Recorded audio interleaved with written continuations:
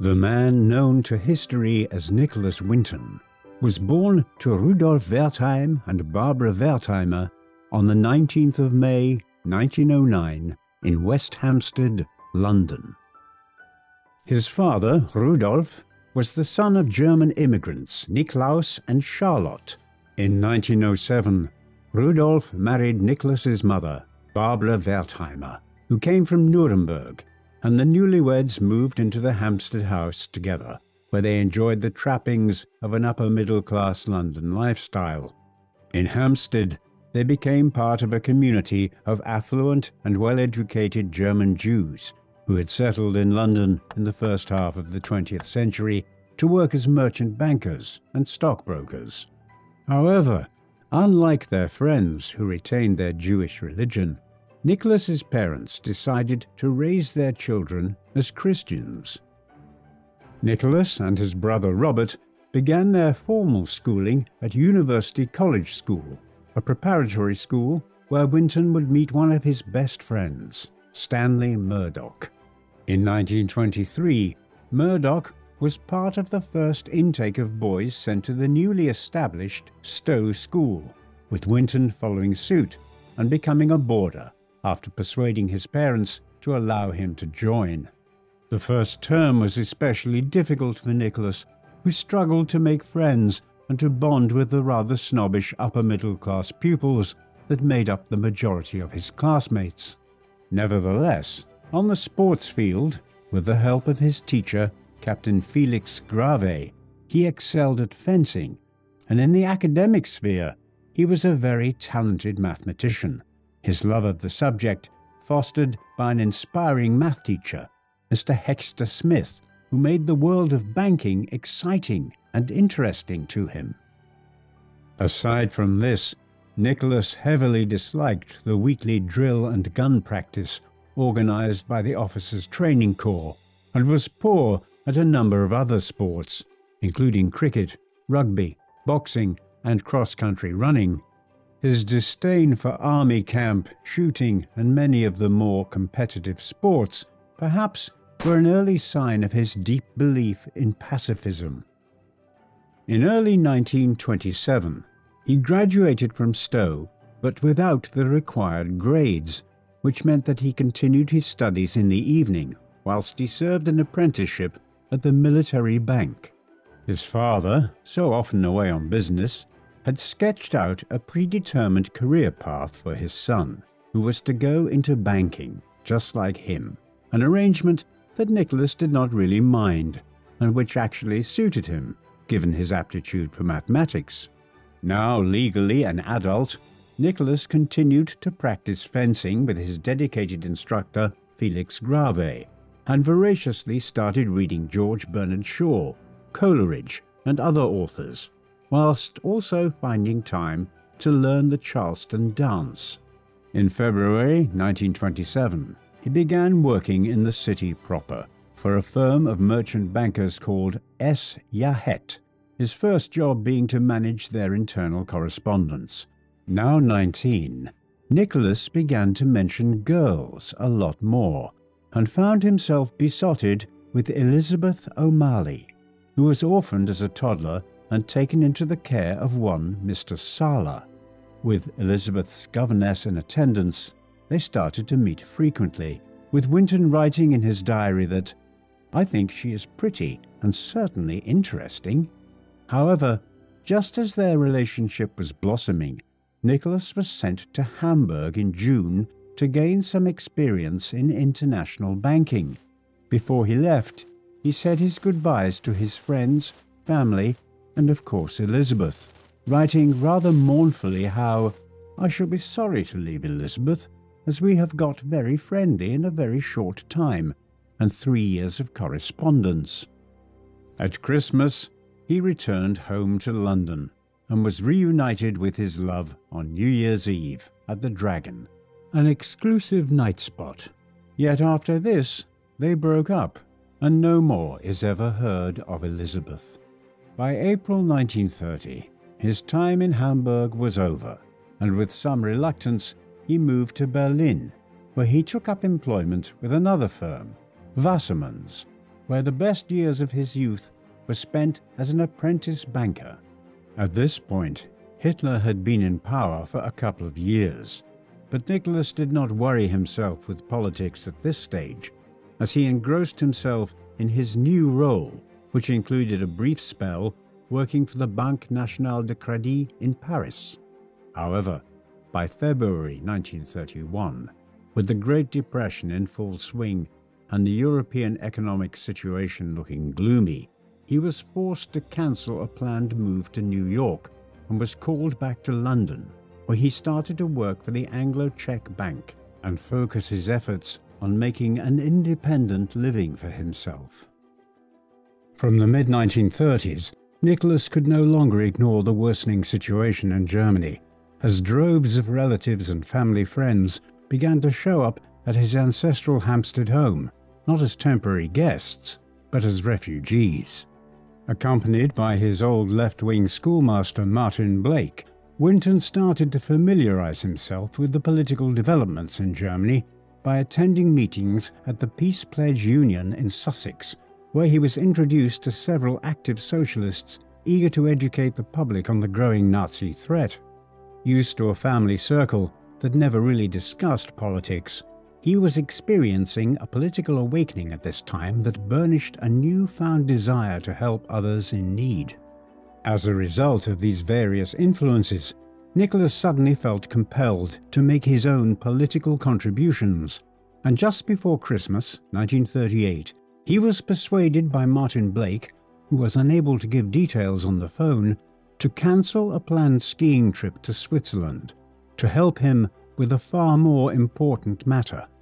Thus, given 2 weeks vacation time by his bosses, he flew out to meet his friend at Hotel Schrobeck in Prague, without any idea of the task he would be undertaking, only knowing it was somehow connected to the growing menace of Nazi Germany. On the evening of the 9th of November 1938, Jewish homes, businesses, and places of worship in Germany were destroyed. Hundreds were murdered, and thousands were arrested in an event that starkly illustrated that there was no place for Jews in Hitler's Third Reich. The infamous pogrom known as Kristallnacht sent shockwaves throughout Europe.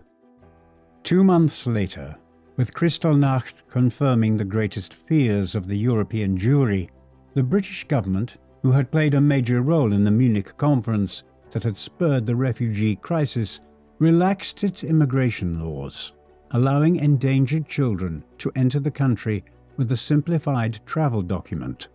Under the auspices of the Refugee Children's Movement, a subsidiary group of the Central British Fund for World Jewish Relief, and with the support of many voluntary organizations, such as the Quaker Society of Friends, the Jewish Refugee Committee, and the Inter-Aid Committee, a rescue mission known as Operation Kindertransport, which lasted from December 1938 to May 1940, was organized. Stepping off the plane in Prague, Nicholas Winton made his way to Hotel Schrobeck to rendezvous with Martin Blake, an emissary of the British Committee for Refugees from Czechoslovakia, or BCRC, who filled him in with details of the refugee crisis that had been induced by the Munich Agreement and the disturbing events of Kristallnacht. It soon became apparent to him that Winton had been brought in to organize the mass evacuation not of adults, which the BCRC could already take care of, but of children. The first batch of Winton's children left Prague on the 14th of March 1939, 1 day before the Nazis invaded and occupied what remained of Czechoslovakia. Aware that time was running out, Nicholas redoubled his efforts, forging working partnerships with other voluntary organizations involved in the rescue of German, Austrian, and Czech children of Jewish descent, and placing appeals in newspapers, magazines, on the radio, and at synagogues and churches throughout Britain.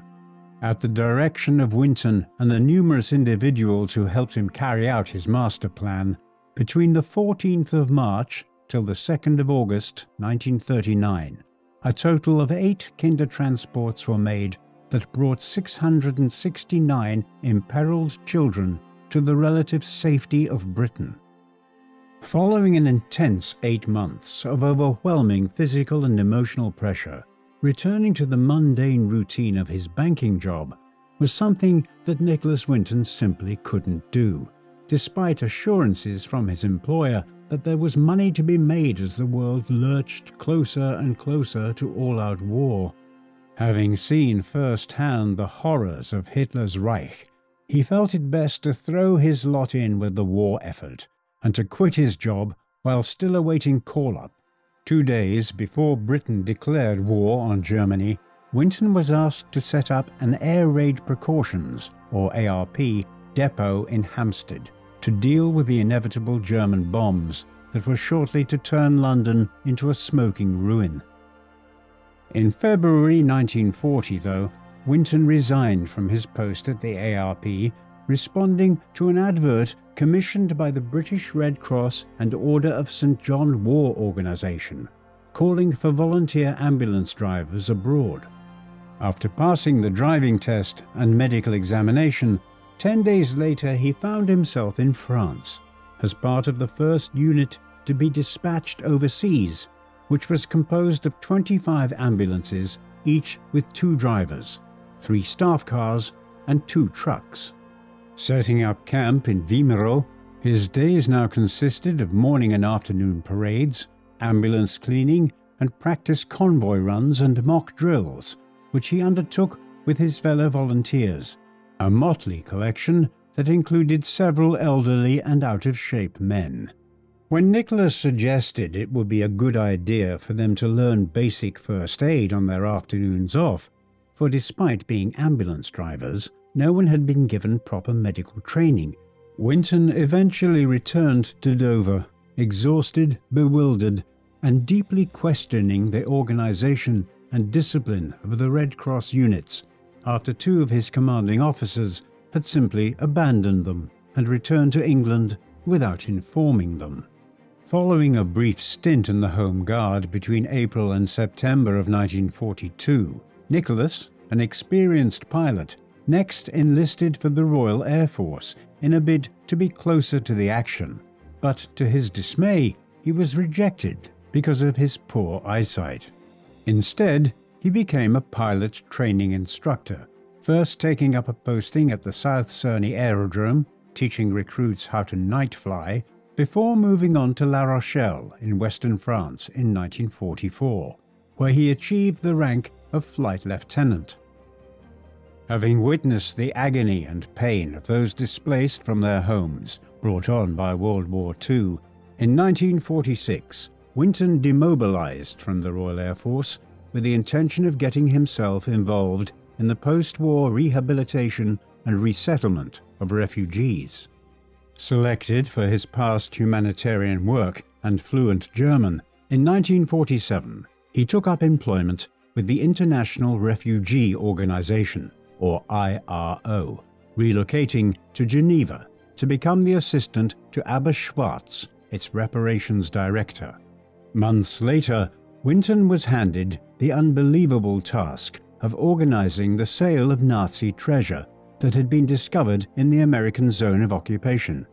The auction of German treasures he was entrusted to oversee was to play a small part in an overarching operation to sell $25 million of Nazi assets and to gather airless Nazi funds, the profits of which were then to be administered to aid in the repatriation and rehabilitation of war victims. In 1948, Winton joined the International Bank in Paris, where his main, though seemingly impossible, objective was to ensure that the loans issued to European countries struggling economically in the wake of World War II were not being spent on the military. It was here that he met his future wife, Greta Geertstrup, a 29-year-old Danish woman who was secretary to the European director of the bank. After a short courtship period, the couple fell madly in love, and when Winton asked her to marry him, she is said to have exclaimed without hesitation the words, "Yes, please." In February 1988, Greta Winton was clearing out the attic of their Maidenhead home when she stumbled upon a dusty old scrapbook bearing the names and pictures of several children unknown to her. Ever since the conclusion of affairs in Prague, Nicholas Winton had remained so private about the rescue mission that he hadn't even told his wife, who implored him not to throw the papers away. As Nicholas later explained, "I did not think for one moment that they would be of interest to anyone so long after it happened." Realizing more than her modest husband the significance of these long-forgotten records, Greta contacted Dr. Elizabeth Maxwell, the widow of newspaper tycoon Robert Maxwell, who was so impressed that she commissioned a multi-page feature article about the rescue mission in the Sunday Mirror so that his story could reach millions. On the same day, at the behest of TV presenter Esther Ranson, Winton, now in his 80th year, was invited to appear on a talk show, That's Life, completely unaware that his pivotal role in the evacuation of Jewish children was to be revealed to the nation, and that hundreds of those he had saved would be in the audience. At first, to his surprise, Ranson disclosed that the 3 people sitting next to him were all children he had helped evacuate, before asking other members of the audience to stand up if they also had Winton to thank. When everyone surrounding him got up, Nicholas realized that he was in the midst of a sizable group of individuals who as children had been packed onto his kinder transports and saved from certain death, and Winton, who had thought little of the impact his actions had had, was overwhelmed with emotion and applause. The happiness of that day, however, was somewhat marred by the brutal news that of the 250 children prevented from leaving Prague the day Hitler invaded Poland, none had survived the war. With the financial backing of the Maxwell family, Winton's story became known to millions thanks to publicity from various media organizations, outliving his beloved wife by 16 years, until his death at the age of 106 in 2015. Winton dedicated himself to charitable work, Holocaust awareness, and maintained affectionate relationships with many of his children, catching up with them at numerous international meetings, paying them personal visits, or hosting them himself in his Maidenhead home.